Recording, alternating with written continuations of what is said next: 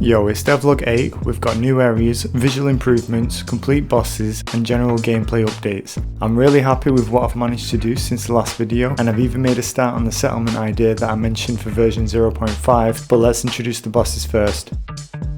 You've seen the Berserker from the last devlog, now let me tell you a bit about him. He's a native to these lands but bows to no king. He's got treasure, more treasure and even a golden helm. He likes to wait for poor wandering souls to stumble into his pit, then he's going to see what you've got for his treasure collection. You're going to have to be quick here and weave around his combo attacks as well as diving out the way from his leaping strikes, but being victorious will leave you handsomely rewarded. The whole process of sketching up this area took a little longer than expected since I had to imagine everything from the player's perspective. I wanted the building to look grand, like even from your seat you couldn't look over it. I also had no idea how hard it was going to be to draw a chest since every goddamn reference on Pinterest has the perspective from above, but I guessed a lot of the perspective to be honest, and I'm happy with how it's turned out.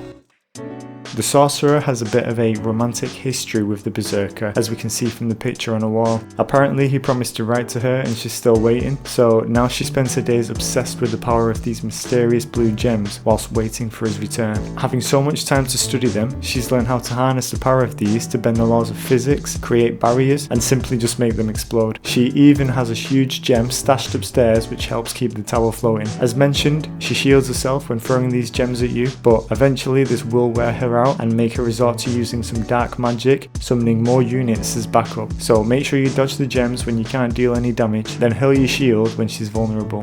The last thing on the note of bosses is, with thanks to 0x for the feedback in the Discord channel, I fixed a couple issues with the Alchemist, and mainly that he's now much tougher to defeat.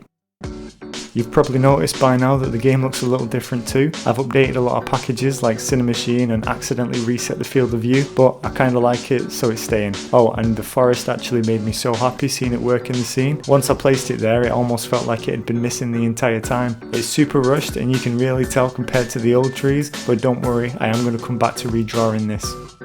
Players and enemies now flash red when they're hit, potions and coins glow to show that they're interactable, NPCs no longer try shooting you through walls, and you no longer need to worry about fighting the same boss twice before getting through them all. This is because I've improved the scene generation script to remove any defeated boss from the list of possible spawns.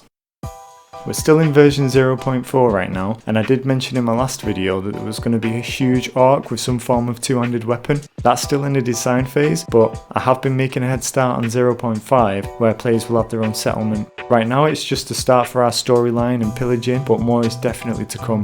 Co-op's currently a drop in and out function, and I know being able to play with people online would be huge, but I've got to take these challenges step by step, especially with this being a solo project. So I'm going to improve on the current couch co-op functionality first, which should in turn make things easier for when I do go down the online path.